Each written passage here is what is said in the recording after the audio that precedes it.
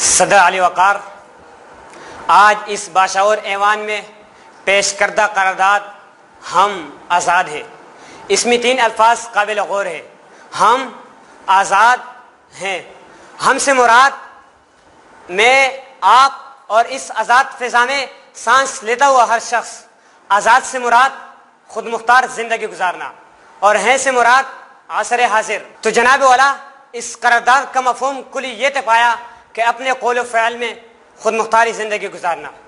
جی ہاں جناب والا، میں اس قرارداد کی بھرپور موافقت کرتا ہوں۔ صدر علی وقار، ہم خوش قسمت ہیں کیونکہ ہم آزاد ہیں۔ آزادی کا سبز ہلالی پرچم وقت کی بلندی پر لہرا رہا ہے۔ تاریخ گواہ ہے کہ نعمت جتنی عظیم ہوگی اس کے لیے اتنی ہی عظیم قربانی دینی پڑے گی۔ اور پھر آزادی کی نعمت کہ جس کے بارے میں تاریخ اپنا فیصلہ یوں سناتی ہے: خود بخود ٹوٹ کے گرتی نہیں زنجیر کبھی، خود بخود ٹوٹ کے گرتی نہیں زنجیر کبھی، بدلی جاتی ہے بدلتی نہیں تقدیر کبھی۔ آزادی ایک نعمت، خداوندی، خوشی کا احساس اور راحت و آرام۔ غلامی ایک لعنت، ایک کرب اور مسلسل سختیوں کا سلسلہ۔ تو پھر مجرم ہوا وہ شخص جس نے آزادی حاصل کرنے کی جدوجہد نہ کی اور غلامی کی تاریخ شب و روز گھٹ گھٹ کر بسر کیے۔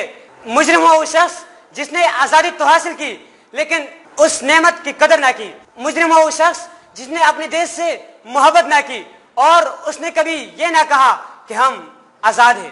میرا وطن چاند اور پھول ہے جس کے کھیتوں کی مٹی لعل یمن پنہا ہے، اور اسی دھرتی کو پانے کے لیے جنرل سرور راشد منہاس، میجر عزیز بٹی اور لالک جان جیسے سپوت جان قربان کرتے نظر آتے ہیں، اور آج اس آزاد فضا میں سانس لے رہے ہیں کہ اس سے واضح پتہ چلتا ہے کہ ہم آزاد ہیں۔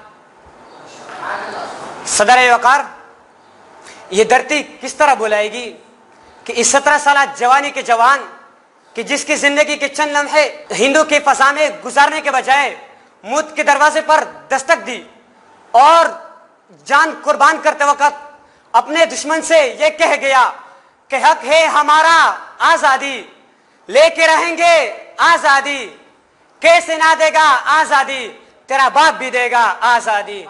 والسلام۔